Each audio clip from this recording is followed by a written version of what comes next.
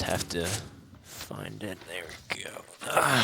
Okay, so this is a ranked chest that I have from many months ago, TJ.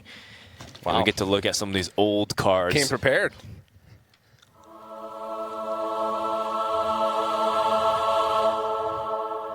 Are there cards in there? TJ, it's a metaphor. Ah, okay, right. Okay, let's try it again. Try it again.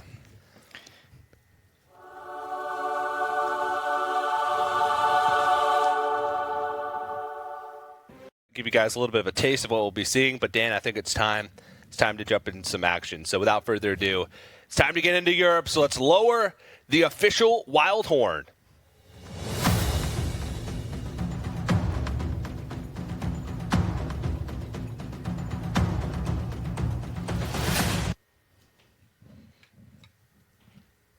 Blow your horn, TJ.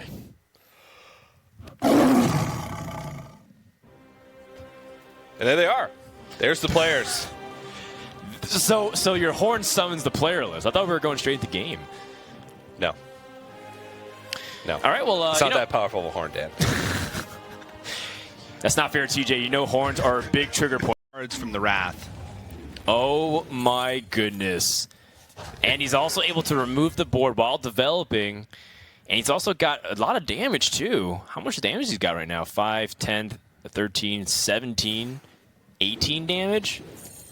Oh, my goodness. All of his armor gain. Wow. I mean, brutal. To be honest. Absolutely brutal, TJ. That is insane. That is Aldous it. concedes. General qualifies for the finals with an 18-1 score, dropping one individual game throughout his entire rampage of the upper bracket. And you could tell him just write something to his note. He just like put. He's not in a situation where this is a ladder game and you're just like, well, I just want to get done and jam the next one. So yeah, I like it. Information is a big point. Like maybe he sees one key tech card that helps him make a decision later on. By extending the game, 1 or 2 turns, maybe he sees that emergency tech card or sees something crazy happening. It's little things like that make a big difference in tournaments when you're talking about certain. Nathan, what are you doing? Nathan.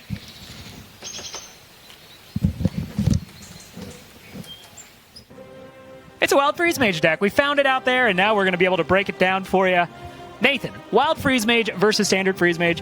What are the key differences? Well, the big one to note is Ice Lance. Ice Lance rotated to the Hall of Fame outside of Standard very recently, and rightfully so. Freeze Mage would be immensely powerful in Standard if it had access to that kind of burst damage. So that extra damage means that you can simply... but it's not. That game has been completely trounced. He's out of cards. He knows that it's just going to be monstrous threat after monstrous threat from there. All a downhill battle. No reason to sit there and lose the game and get in a poor mindset. Just scoop it up. You lost that one. Mindset is very important. It's very important to kind of exit a match thinking, okay, no, we lost. We got out when we realized we lost, and we're just mentally prepping for the next game. Short memory. Yeah, just like me. Short memory. All right, well, let's go ahead and take a look at a key turn from the part of the Control Warlock and Wild that really makes it so powerful. Nathan, if you had to pick one card here that you think really stands out that Warlocks no longer have access to that makes this deck super powerful, aside from Reno? Aside from Reno? Yeah. Probably, I'm looking at Dark Bomb and I'm looking at Zombie Chow. Zombie Chow gives oftentimes that redundancy in the early game that you need to simply offset early pressure. The 1-mana 2/3 isn't meant to be an aggressive card. It's meant to just fight extra minions that are there. Dark Bomb doing that same job. It's meant to just simply destroy an enemy minion early on so that it doesn't deal you a lot of damage. When this deck doesn't draw Reno Jackson, it can find itself in troublesome spots, and so it's important to keep boards in check. But really, the entirety of the deck and the way that it functions is built differently because of Reno Jackson. Having access to a major heal card in that fashion means that you can justify playing 30 different cards. Right now in Standard, because of the lack of healing that Warlock has, they're fairly limited when it comes to control options. You're looking at decks that will move more towards Mountain Giant, that'll move towards Blood Bloom and Dew. What must have his options been? Is this the one you want to take? I mean, I'm guessing Steady Shot and Life Tap are very high on the totem pole. The 1/1's definitely great if you manage to draw buffs, but he's going to innervate. He might go for the whole hand. Going to eat one of his own pirates. Oh no, no. Bertic doesn't have the time. He innervates and Galactic Crawler's still in hand. Oh, that is devastating. It's a blunder. I wonder, too, if Zero saw where the cursor was hovering, if it did, in fact, hover over one of the pirate cards to let him know what it was. I'm curious if that even matters. Like, Zero is still in a tough turn on his own. I mean, the extra pressure from Bertik, that is a significant mistake that is made. But is Deathlord better than Galaka Crawler in this spot, simply for mana considerations? Is it a little bit worse when you see board buffs from your opponent? Got Echo of Medivh in hand as well. That was the lock on that turn. Now, Burdick realizes it.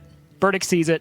Oh, that's so tough, so close, and so far away. Finley does have sometimes that effect where it just provides you with weaker options in the situation. Now, we saw Burtik had a long road to get to this point, too, just to make it all the way here, and then have this kind of game. It's emotery. I don't think this is good-natured emoting, too. This is frustration emoting. You think so? I think so. I don't know. I think it's good-natured. I think he's like, hey, you got me. Your glass is half full kind of guy. Your glass is half empty kind of guy, Rob. That's why we make the perfect duo here. We have a glass that is exactly middle. Just what a fantastic recovery for Zero. Lacking Flame Strike the entire time. Bertik, no draw, and Zero now moves himself one step closer to being at the live Wild Finals. Yeah, he's going to have to take on Alb 987 to do that, but gosh, what a doozy of a game that last one was. Just starting all the way from the beginning with the wasted innervate, essentially, all the way up till that point where the Paladin hero power held him back. Not really that much of a surprise. Paladin hero power's not a very strong one, and this turn was a bit of a disaster here. Bertik spent so Again, that is not a real place. You just want to murder people. We had pizza yesterday, so pizza? What about sushi?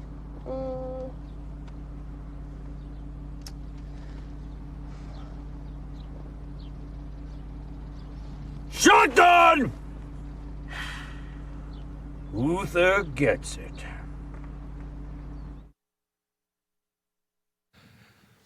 Hello, everybody, and welcome back to the Hearthstone Wild Open. My name is TJ, joined once again by the ferocious Frodan. And we're about to find out who's the final player from Europe to join us at the live finals. And we started off with a 3-0 with General, but man, last series was pretty intense. It was pretty intense back and forth. It was what shocked me the most was I thought Drew was one of the better classes, and more specifically, Aggro Drew was one of the better decks in the entire format. And it turns out it was struggling to get a win outside of the mirror, and it stayed that way throughout the rest of the series. So a little bit sad to see Bertik get really close, especially because he had the Priest in his lineup and the Paladin, but not meant to be. Zero be the one moving on. He's playing Alb 987 for a chance to go to the finals. Pipe and onto the board.